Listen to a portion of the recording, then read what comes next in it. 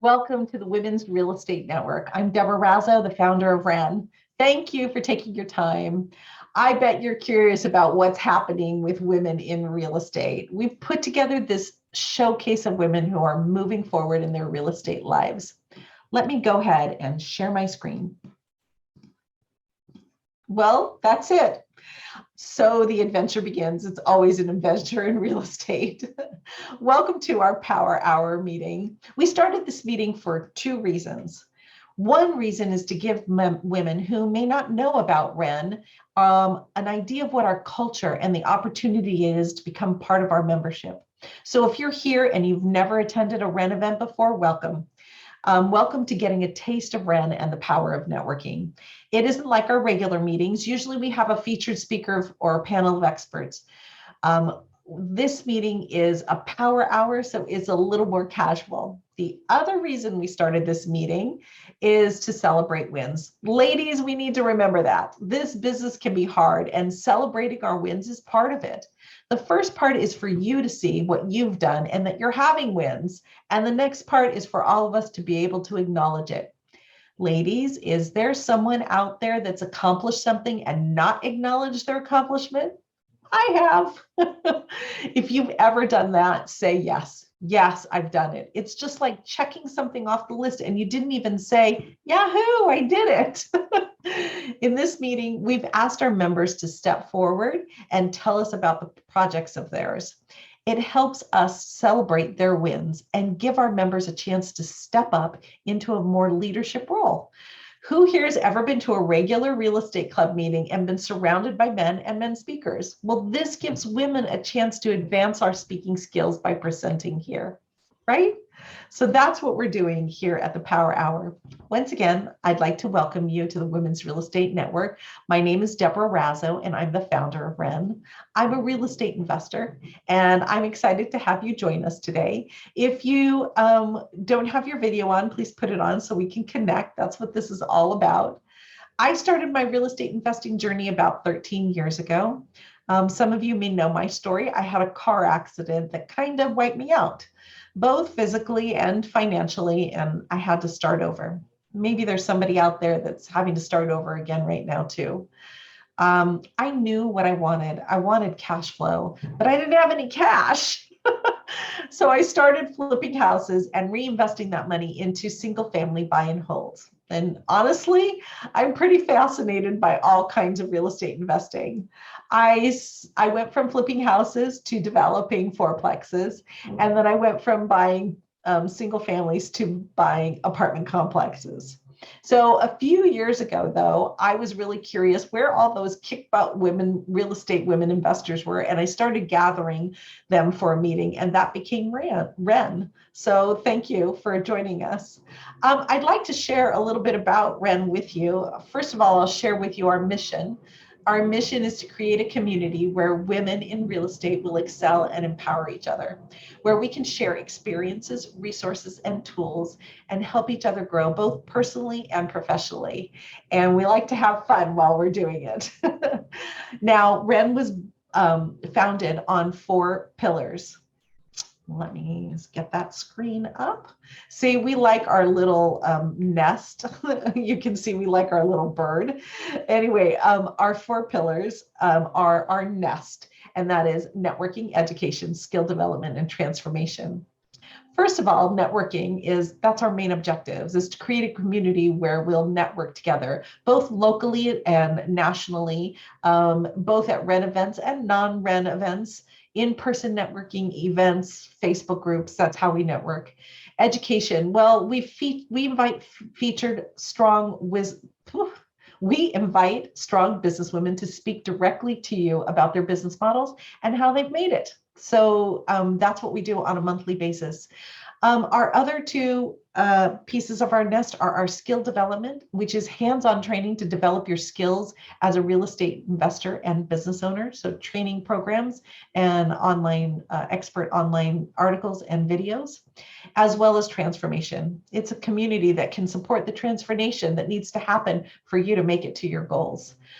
We do this through sponsorship partners, WREN Gives Back donation program, and a community leadership opportunities. It's our nest. networking, education, skill development, and transformation.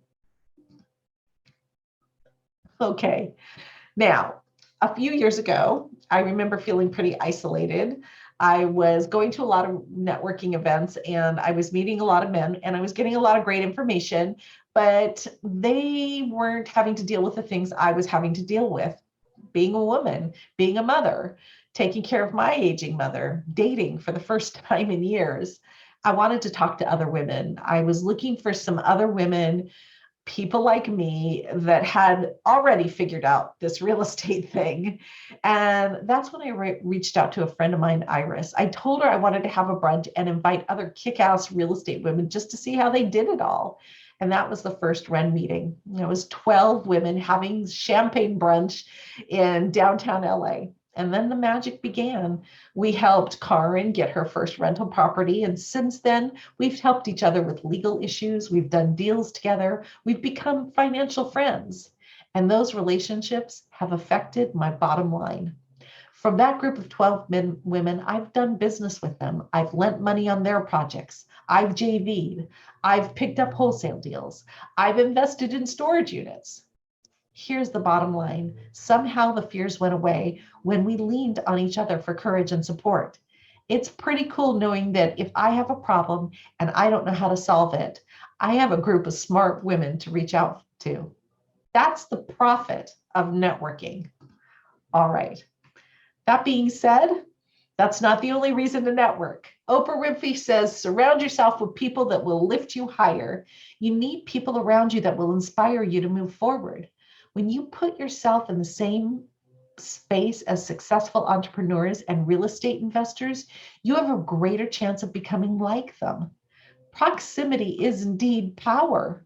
By learning from mentors, those more seasoned than you in any given area, you're becoming more powerful in your intentions and you're moving closer to your goals. Strong role models as resources for moving forward in our life and in our businesses. You need a role model. In fact, you need a few.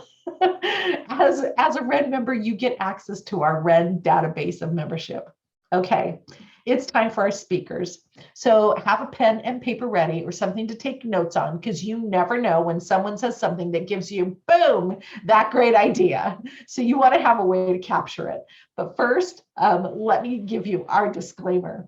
It's all the ideas discussed here tonight are not for everybody.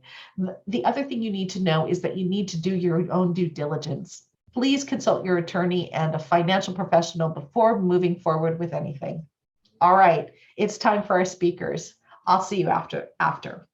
I'm so excited to introduce to you this next person that's going to present her case study. And there are two reasons that we do case studies here. One of them is because we want to make sure that the women that are in our community are celebrating their wins. Ladies, we need to remember that. Business can be hard, and celebrating our wins is a part of it. And I think women in particular have a hard time celebrating their wins. Has anybody ever just kind of checked something off of their to-do box and never really celebrated your win? I mean, I think it's happened here before, right? Yes, great, thank you. So part of this is about celebrating our wins. We like to feature our members and we like to celebrate their wins with them. So if you are out there and you've accomplished something and you've not acknowledged that accomplishment, can you just take a minute right now and acknowledge it? Say, yes, I did it. You know, I didn't just check it off. I said, Yahoo, I did it. And the other reason that we started this meeting is to give women who may not know about WREN a little bit about our culture. It's an opportunity to check us out for free. So if you're here and you've never attended a WREN event before, welcome, welcome. We usually have a featured speaker or a panel of experts at our monthly event. At this event, we have case studies. So today is our power hour. It's a little bit more casual, but I want to thank you. Thank you for taking the time. Speaking of time, let me tell you what's going to happen here this evening. We're going to hear a case study from one of our members, Angela, from the San Diego chapter. She'll share her win with us. And then we're going to have some time for questions afterwards. So if you have a question, please put it in the chat. I'm going to be monitoring the chat and keeping track of the questions. And then as soon as she's done with her presentation, we'll ask her all those questions. We're going to talk a little bit about membership, and then we're going to have some quick announcements. It's quick hour. So I just want to get on with it. And Angela, are you here? I'm going to stop sharing my screen. And, hello. Yes, hello. yes. Angela is just, not only is she amazing personality, but she's a kick butt real estate investor, and she's going to share just one of her projects with us this evening. And then I'm going to talk about your other adventures after you present this one. Okay, Angela? All right. Awesome. Well, thank you, Deborah. I really appreciate that introduction. And everyone, ladies, I am so excited to be with you all here today. As Deborah was saying, your net worth or your network is your net worth. And that is one of the reasons I joined WREN over a year ago, is that I am newer to real estate investing. I'm going to share my screen here. Oh, also, I might have internet stability issues. So if I do, someone just stop and let me know, and I'll wait and catch up. But I am a newer investor.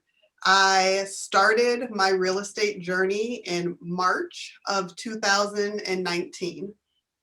I moved to San Diego. Yes, I moved to San Diego. As Deborah said, I'm part of the WREN chapter here in San Diego. I moved October the previous year, learned about this wild world and exciting world of real estate, took a new job, but just wasn't happy, wasn't fulfilled with what I was doing from day to day, did not want to continue trading my time for money anymore. So I made the decision in August of 2019 to fire my employer. Now that's not for everyone. I'm not advocating you do that right away, but that's what I needed in order to really focus and explore this new journey. And once I did that, I acquired my first rehab in December of 2019. And that's what I'm going to share with you, a little bit of that journey here today. So let's see if I can advance my slide. So this is my first rehab, and my first and only at this point, because as Deborah said, I've shifted into some other real estate adventures, but this property was a condo. And why did I go for a condo? Let me back up. I have a couple of, the next slide will be some lessons learned and some lessons learned and the things that went really well, or keys to success, excuse me. And one of the keys to success for me is education, right? Education and network. So I was starting a brand new journey, and I wanted to make sure I was equipped with the knowledge, the skills, and the tools in order to execute successfully. And I do credit that education and network to allowing me to achieve that. So part of the education was understanding your market. At first, keeping it close to home. So I live in San Diego. I was looking for properties right around my area. I was calling up realtors, calling up homeowners, and I found this condo on Redfin. And let me move to the next slide here. Found this condo on Redfin. As you can see, it needed a little bit of TLC, but not a lot. Since this was my first rehab, I didn't want to have to deal with foundation. I didn't want to have to deal with a roof. San Diego, or California in particular, is notorious with single family homes for having to fix those type of issues. So I was strategic about the type of property I wanted to tackle first. So that was a condo. I own a condo as a rental long-term for the past 15 years in Chicago. So I understood the nuances that go with a condo and condo docs and condo boards. That adds a little bit to the timeline. I was able to negotiate the property. It was listed at $365. I was able to negotiate by talking to the seller's agent about the scenario that existed. Unfortunately, the gentleman had passed. He had some health issues. He did not pass in the home, but he went back to the East Coast and passed with his family. So it was left to his son, who was also on the East Coast, who was really just trying to get rid of it quickly. So having that understanding allowed me to help really create a win-win situation, right? Because that's really what we're trying to do in real estate investment, is create a winning situation for us as well as for the other party. So I was able to purchase it for $321,900. I had my rehab cost of $27,000. My target ARV was $420,000, but as you can see, what ended up happening is my sale price was $445,000. So ultimately, I had a net profit of $54,000 and about a 13 ROI, which was great for me and my first time. Right? Everybody has to have their targets and their goals, and I exceeded mine. So I'll show a little bit more about the property. But first, I want to talk to some of the, like I said, keys to success and my lessons learned as I went through rehabbing this property. And the first was education. I took from the time I learned about real estate in March until I acquired this property in December to research, to educate, to learn, to prepare. So that gave me the confidence in order to execute. Know your cost, right? We all know that there's a lot of unexpected things that can happen. We can't account for everything, but know your cost as far as, you know, your contractors and what are they charging, or material costs for tile or countertops, and down to the nitty gritty, the door handles. There were some, even, you know, some little hiccups during the rehab. We thought that we were going to be able to keep all of the doors in the home, but they were too worn, so we had to replace them. But we had enough contingency in that project plan in order to still come out positive. Another key to success, great hard money lender. So I work with Trillion Capital, who is a national sponsor for WREN. They are amazing. If you have not, they're in California, and I believe they only lend in California. But having a solid hard money lender is so key. And doing your research. I evaluated about 20 different hard money lenders across the nation. I evaluated their fees, their draws fees, their schedules. And Trillion was really the best for me because they were local and they could move very quickly and be nimble. Make sure you have an investor-friendly escrow company. When we bought the property, it was pretty smooth, but then we went with a different escrow company when we sold, and there were more hiccups there, I'll just say. So make sure you have an investor-friendly escrow company. Solid project plan. As you saw, we had a hold time of 3 months. So that was from close to sell. Our rehab schedule was 4 weeks. So, and we actually sold the property 2 weeks early. Wow. And in the middle of a pandemic. If you didn't see the timing, we sold in April. And yeah,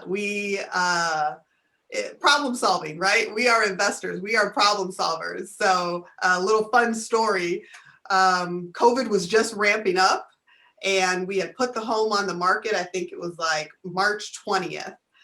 We found a buyer 5 days later, and then COVID happened, right? Everything shut down. At first, there was like no real estate, no open houses, no anything. And our buyer got spooked. So she wanted to delay the closing. Well, for those who do rehabs, or if you're learning, we all know every day is dollars. So we really had to work with our seller's agent, to have a conversation with our buyer to make her feel comfortable that the closing agents were going to follow all COVID protocols, that she would be safe proceeding with the closing. But that definitely took some finessing and some time. And I could have just threw up my hand, but we plowed forward. And like I said, we closed 2 weeks ahead of schedule. And trust your gut. In every vendor that I worked with, a contractor, my selling agent, my hard money lender, I evaluated at least 3 to 4 before I made a decision. And when I did not have a good feeling, I went with my gut, and that proved to be very beneficial. And then moving to the other side, lessons learned, build your PML list in advance. Now, we've all heard the saying, if you have a great deal, the money will come. And that is true, but darn it, it's stressful if you don't have it lined up in advance. Sorry if you hear my dog barking. So make sure, you're building those relationships with your private money lenders in advance, and you're keeping them up to date on what projects you have in the pipeline, because it just makes it easier. We actually ended up going with what's called a fractionalized note. It is unconventional, and we worked with an attorney to make sure that we did what worked for us. The thing I love about real estate is that there's a lot of creativity. There's hardly ever a no. It's just not right now, or how do we figure it out, right? So I love that creativity and just trying to problem solve whenever there's a hurdle. Build and vet your contractors, and have that list ready. We almost went with one, but then things looked a little shady, so we ended up going with a friend of ours. And that's what's great about WREN and this network, is that we share resources, right? We're all working and doing, having the same goals, whether we're rehabbing or wholesaling or doing rentals or mortgage notes. We are a plethora of resources. So, definitely utilize the network. Shop your stores in advance.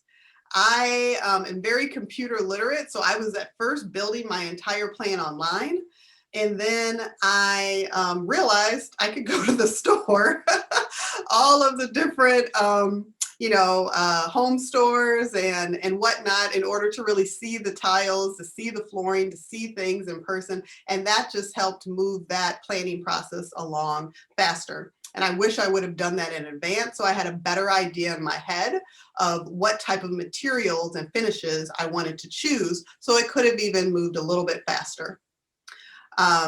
Staging. I did my own staging. I really love design. I have some education in interior design, but as you know, especially if you're trying to scale your business, time is everything.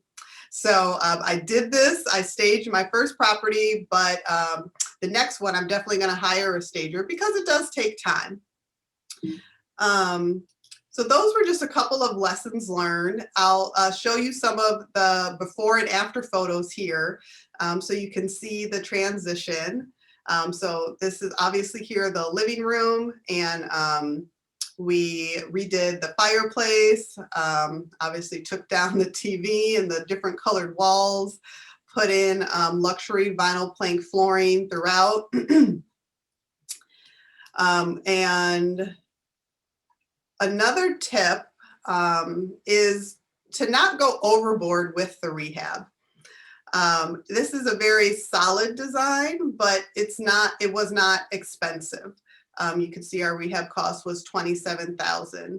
anytime we asked if we needed to buy something or change something, there was a question of, was it going to impact our bottom line? And was it going to, be advantageous to our buyers? If not, if it was just something like, oh, we thought it looked pretty, or you got to cut the fat, right? So with this being a condo and it being a smaller square footage and only one bath, I had some investor friends who were skeptical, right? 2 bed, 1 bath, 717 square feet doesn't seem all that enticing, but I knew my neighborhood and I did my research. This home is actually just 2 blocks down the street from me, and I live in a very walkable and desirable area with restaurants and coffee shops. So I knew also coming out of the winter months that purchase sales would pick back up. And that's exactly what happened. As you can see, I calculated my ARV at 420. I had several listing agents who said I probably wouldn't get more than 410 for it. But I trusted my gut. I did my research, and you can see we pushed for a sales price of 445. So yeah. Any questions? Angela, first of all, I just want to say congratulations. I think people are still like really loving the before and after pictures. So thank you so much. We've got great job. Love the change to the fireplace. Multiple offers, question mark. And then I have some other questions too. Yeah, so multiple offers. We did have 2 offers, and we took the first one because we had actually listed it. Now that I remember, we actually listed it, I think, at like 455. And then on the 5th day, we lowered the price to 450, I think. We had a great agent who coached us, as far as going aggressive, knowing the market, not being too aggressive, but then also knowing when to pull the price down. Right. So I want to ask you a little bit about that, because you said you had a great agent, and I'm assuming you did something to vet that agent. And you also mentioned vetting your contractor. So give them some tips as to what you did to vet the people. What kind of research did you do? How did you know who to pass on and who to go with? Yeah, definitely. So with our listing agent, again, your network, right? The networking is key. Getting out in your community, talking to the people who are doing this. Like I said, I started in March and I got my property in December. I paid attention to which realtors properties kept getting listed and kept getting sold. And those were the listing agents. And, when you're looking for properties, you run into listing agents as well, and you build a relationship. So there was 3 that were really good at and consistently selling in the neighborhood that this property was at. I'm sorry, but I want you to repeat that, because I think people really need to hear that. She looked at who was selling and closing deals in her neighborhood. That's fabulous. Yes, because we actually evaluated a great agent who was out of like Encinitas, a little bit further north. But our gut was telling us, go with the agent who is consistently closing in our neighborhood. He's actually called the North Park Whisperer. So yes, and then what we did is we interviewed. We met with our sales agent, our listing agent. We asked them, what is their process for marketing? What is their process for developing a sales price? We just asked the questions that would allow us to make the best decision for our business. And then with our contractor, that's really key. And again, I go back to education. I didn't magically know how to evaluate a contractor. I had to learn. And part of that education was as well interviewing your contractor and setting your parameters for your business. I rehab this in my business, so we operate as a business. So we ask, we don't give a deposit to our contractors, but we set up a schedule where they get paid within the first week. So that is, in our interview, that's a conversation that we had, and we ensure that they were okay with it. We talked about a payment milestone, what things need to be done in order for them to get paid. And we agreed upon that before. We took a look at their previous works. So we actually drove out to other properties to see the quality of their finishes and their construction. We, wanted contractors who were reputable and kept the job site clean. And everyone says that they do, right? But then when you show up on site, then you see what's really going on. Right. So, and then make sure you have it in contract. Make sure you have it in writing, you review it, and you both sign it and agree. Great. One of the other questions is, did you do some of the manual work, or was it all the contractor? All the contractor. Again, I am in the business of passive as much as I can. Now, rehabs aren't passive, as we know, at certain stages, but no, I didn't, not that there's anything wrong with it, but I wanted to get the project started, allow the experts to do the work so I could start getting other projects in the pipeline. So the only legwork I did was the staging. Great. And we have a question more along that line. Did having the inspector passing the completed work have anything to do with the payday for the contractor? Yes and no. In this particular instance, we did not have to do an inspection because they were all walls in condo and we weren't changing anything structural. And we actually called I believe it's the county, to confirm that if we needed a permit for that. So if it was, when we were deciding if that was a stage, a milestone that we needed, it would have been a criteria for final payment, yes. And, I just in case somebody's listening that doesn't know, hasn't worked with contractors, did you hold back a certain percentage at the end until completion? That's a great strategy. We did not, because we had set up the milestones of where he would not get his final payment until we did the punch list and we confirmed that everything was complete. So one of the tips that someone told me again is that we're hiring the contractor. They do great work, but again, we are hiring the contractor, so they need to work within our business model. Fabulous. What's a PML list? You referred to that. Private money lender. So the thing I didn't go too much into was the strategy of purchasing and rehabbing. So what we used was a hard money lender. So they provide 80% of the purchase price and then 100% of the rehab. You need to check with your hard money lenders because there's different values depending on your experience and even like the part of the country or the asset. So then that means we had 20% responsible, 20% down that we were responsible for bringing to the closing table, as well as carrying cost. So we worked with private money lenders, that's PML, those who were looking for their money to work. They knew that their money sitting in the bank getting less than a point percentage of interest was not advantageous. And we were offering on this particular project a 10% annualized return. Fabulous, fabulous.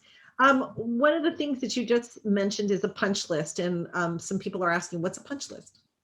Yeah, a punch list is just, it's towards the end of the project and it lists off all of the outstanding items. So as we get to, or it could be, I guess, during the project too, but basically when you get to a milestone, you want to review and ensure that everything you said your contractor was going to complete is actually complete. And then if not, you need to create a list, a punch list, for them to then finish those items to then get approval and move on to the next stage.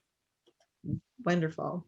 Now I know you did the staging on this one, but if you were to look for stagers, where would you look? Yeah, the network, right? Talking and and asking. So I join not only WREN, but I'm a part of other networking, real estate investor networking groups. And when I go, I'm asking, what do you do? What do you specialize in? And I had met several interior designers and stagers at those different meetup groups and who work locally. As I meet other investors, I ask, have you used a stager that you really like and what's their price point? Again, building that list in advance really helps once you have a property under contract because it's go time at that point.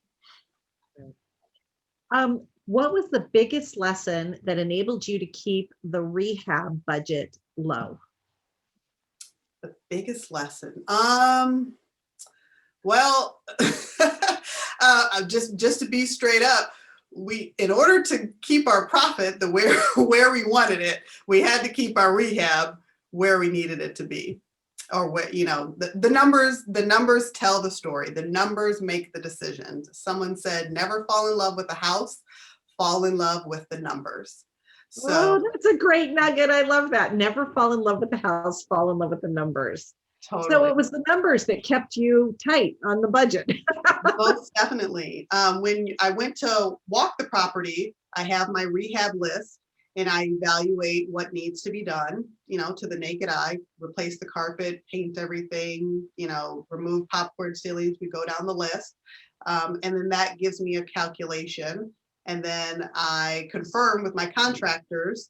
I have them come into the property once it's under contract and then confirm or revise that budget. Okay, so another question. Your net profit was after paying back your loan, correct? That is correct. Net, all expenses, everything paid out, private money lenders with their interest paid out, hard money lender paid out, sales commission to the sales agent paid out. So just so we have a timeline and the profit, she made $54,245. The whole time was 3 months. I'm assuming it took a month to secure the property for opening escrow and a month to sell the property. So maybe 5 months altogether. No, total 3 months. Oh, total 3 months. Oh, okay. That is total from start to That is not bad for 3 months of work, girl. Yes. Yeah, I saw the property. I did my rehab list. I negotiated 2 days later. We were in escrow probably a day later. And then everything just kept ticking. Nice. Okay, we've got more questions, Angela. We're grilling you today. What's a hard money lender versus just a plain money lender? Yeah, great question. So, and Deborah, you might need to step in for the technical term, but a hard money lender versus a private money lender is just that, a private individual. They're not regulated by underwriting to any degree. You are able to negotiate one-on-one with that individual, your friend, a coworker, whomever. Whereas a hard money lender, they do have guidelines that they have to fall within per their company or per regulation, loan to value, and so forth. Mm-hmm. Anything else you would add to that, Deborah? Yeah, I'm going to add to that. The benefit of a hard money lender is that you can get in and out of a loan quickly. Most conventional lending, you can't pay off that loan within 6 months, 3 months in your case, or even a year. You're going to pay penalties on that loan because the conventional lenders need to make their money on your long-term hold. And conventional lenders also amortize their loan over time. So so if you're, you know, there's a lot of differences between hard money and conventional money, and you know, looking at hard money, I remember the first hard money loan I got. At that time, conventional lending was at like 3.5%, and hard money was at like 10. And I was like, is this the mafia? Who am I getting money from? Right? Like, I didn't understand it at all. But once you use hard money, like Angela said, they can be a real asset to you. They lend based on your project, right? If they don't think your project has legs, they're going to tell you. And they're going to be like, hey, you know, I don't think I think you're, you know, you need to get a better asking price, or, you know, a better, you know, price on this, or your rehab budget needs to be down to this in order for you to make a profit. And then they're with you every step of the way. You know, they're releasing money to you as you make, if you do demo work, they release the demo money to you. They're releasing money to you every step of the way. And then at the end, they're also you're paying interest only. It is not an amortized loan like conventional money. So it's a very different vehicle. But the fact of the matter is, if you utilize that vehicle so that that amount of money and that amount of interest is in the deal, then you can be in and out of these large loans for relatively, you know, less expensive for you. So that's great. How does interest rate differ from hard money lender versus conventional lender? Yeah, like, you know, that a conventional lending right now is down at 3%, you know, or something. Yeah, and hard money right now is around 9%. Sometimes it's up to 12, depending on your hard money lender and depending on if they charge points. And once again, one is amortized, conventional lending is amortized. Hard money is usually interest only. You know, we could go on and on, but we do have hard money lenders here at WREN that can walk you through that process.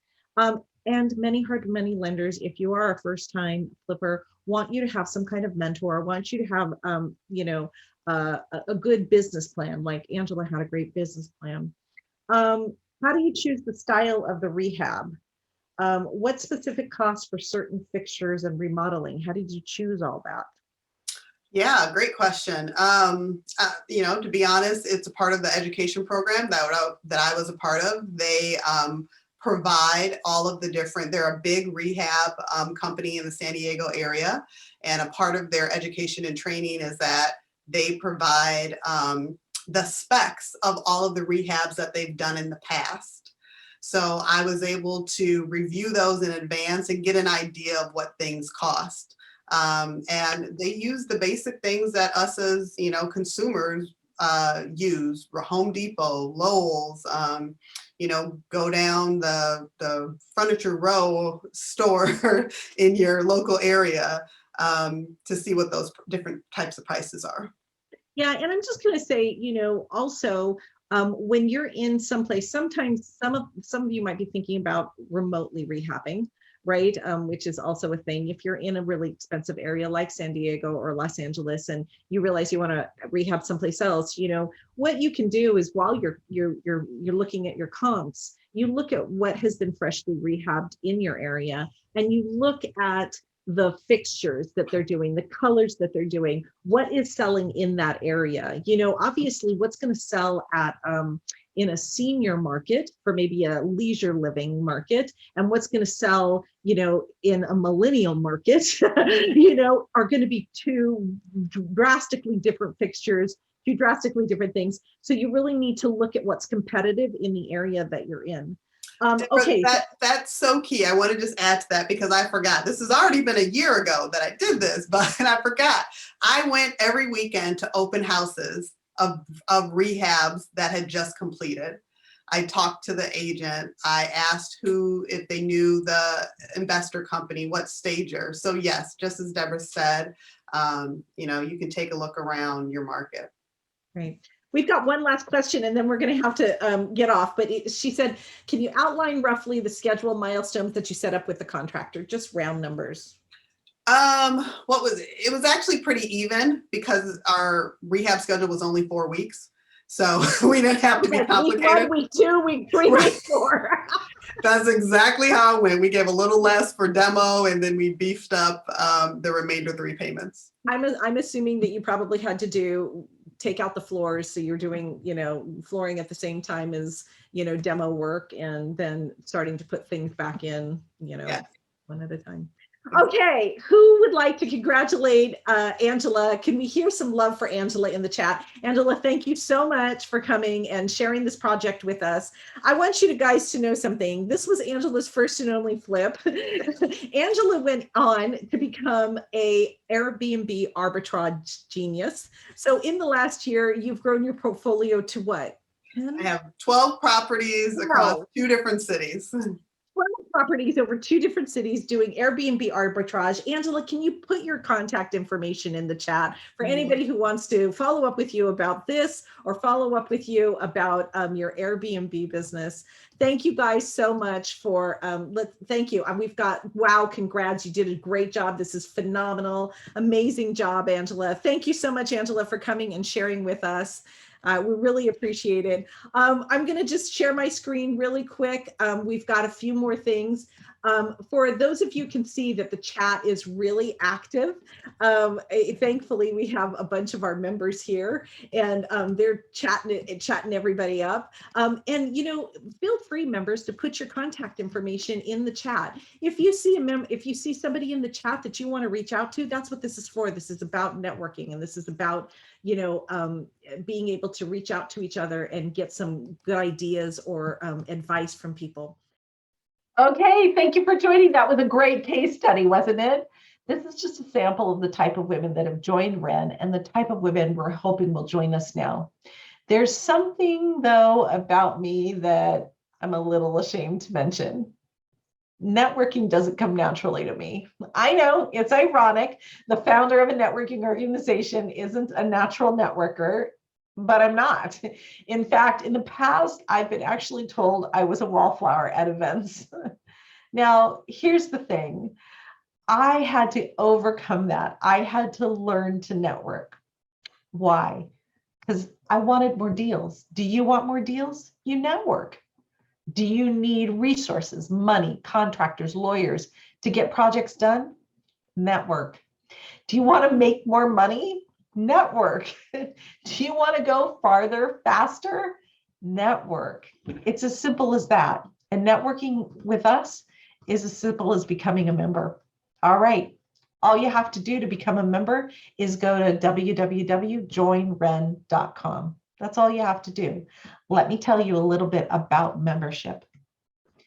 When you become a new member, some of the benefits that you receive is free access to our member-only networking meeting, where you can schmooze or learn from each other or offer help or get help, build relationships for future business activities, and other members. You also get free access to our educational monthly meeting, where we share new concepts and dive deeper into various areas of real estate investing. You get exclusive access to our members only Facebook page, where you can learn from, connect, and network with the other members 24/7. And you post your deals or post your needs or find resources or guidance or suggestions all on the Facebook page. We have discounts to our online education and our annual events. And you have access to our WREN concierge. Yes, we have a concierge to help you with your specific plan of action and to help you be successful. We also offer our Work It Girl network training, and there's also volunteer opportunities for you. It's an opportunity for growth, contribution, and leadership development, and you can be front of stage and the focus. And there's a lot more too. This is just a sample of some of the things that we offer. So what do you do again to become a WREN member? You go to www.joinwren.com. So building a network is one of the most important things you can do as a real estate investor.